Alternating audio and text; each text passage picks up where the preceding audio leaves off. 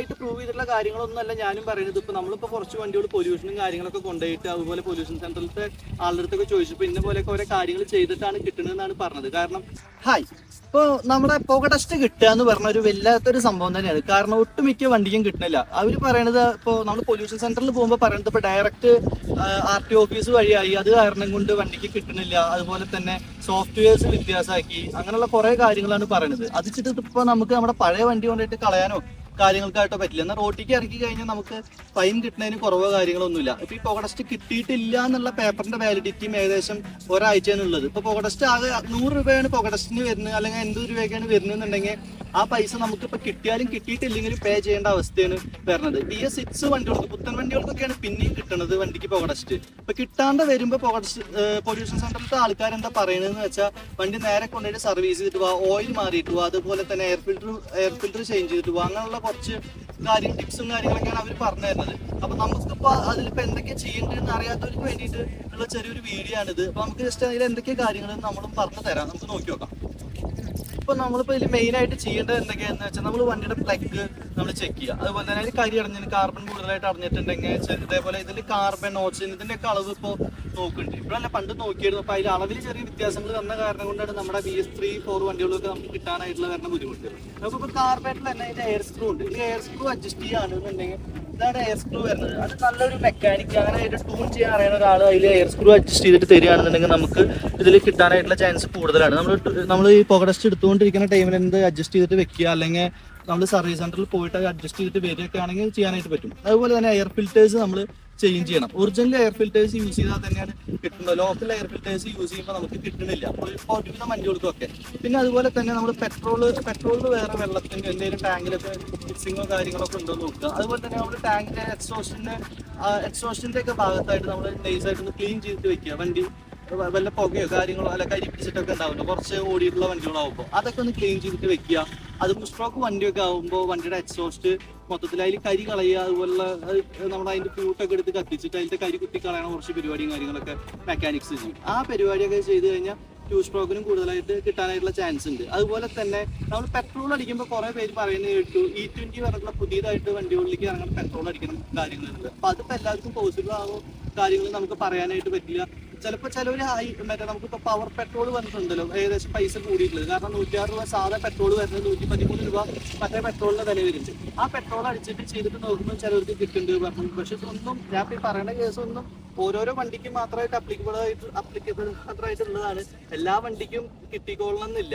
പിന്നെ അതുപോലെ തന്നെ BS6 വണ്ടികൾക്ക് വരുന്ന ആ വണ്ടികൾക്ക് ഇപ്പോൾ കിട്ടാനായിട്ടുള്ള ചാൻസ് കുറവാണ്. BS6 വണ്ടികൾ ഇപ്പോൾ ഒരു 2020 ആ റേഞ്ചൊക്കെ ഉള്ള വണ്ടികൾക്കും കിട്ടാനായിട്ടുള്ളത്. കാരണം അതിൽ കാർബറേറ്റേഴ്സ് വരുന്നില്ല. ഒട്ടുമിക്ക വണ്ടിയും വരുന്നത് ഫ്യൂൽ ഇഞ്ചക്ഷൻ ആണ്.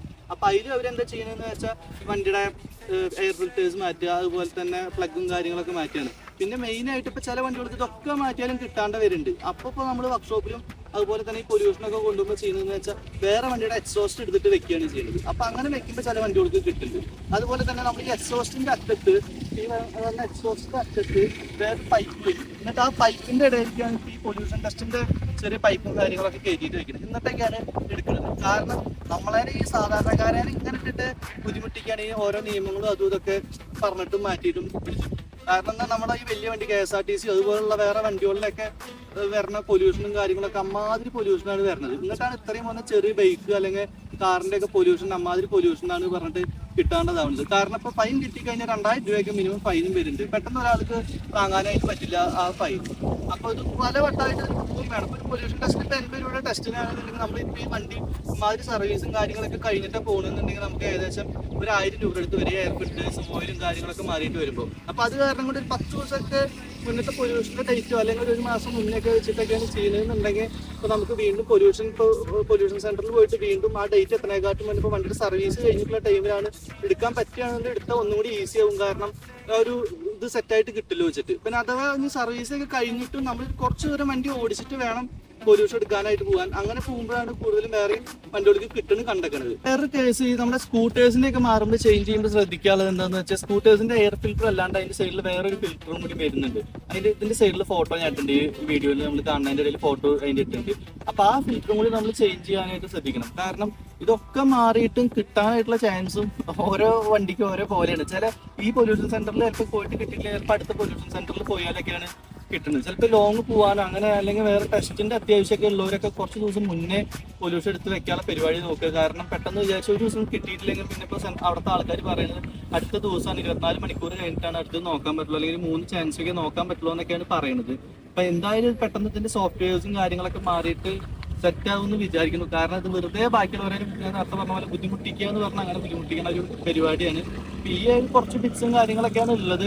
പിന്നെ അതുപോലെ തന്നെ വേറെ ഒരു സംഭവം ചെയ്തിട്ടുണ്ടാകും. എനിക്കൊരു വണ്ടിക്ക് ഫോറസ്റ്റ് കിട്ടി. അതെന്താന്ന് വെച്ചാൽ എയർ സ്ക്രൂ അഡ്ജസ്റ്റ് ചെയ്യുന്നതിന്റെ ഒപ്പം ഓക്സിജന്റെ അളവ് കൂടുതലാണ് പറഞ്ഞിട്ടിരുന്നു. അപ്പോൾ അന്ന് ശരി പറഞ്ഞിട്ട് വണ്ടി ഓഫ് ആക്കാനായിട്ട് നിന്ന ടൈമിൽ ഇതിൽ ജസ്റ്റ് അവർക്ക് പേപ്പർ മാത്രം തന്നാൽ മതി പറഞ്ഞു. ഇത് ഓഫാക്കാൻ നിൽക്കുന്ന ടൈമിൽ ഇതിൻ്റെ ഉള്ളിൽ നിന്ന് പൈപ്പ് വലിക്കുന്നതും ആ ഓക്സിജന്റെ ലെവൽ കറക്റ്റായി ഫോറസ്റ്റ് പാസ്സായി പറഞ്ഞിട്ട് പേപ്പർ കിട്ടി. ഈ എക്സോസ്റ്റിന്റെ ഉള്ളിൽ നിന്ന് പൈപ്പ് വലിച്ചപ്പോയി.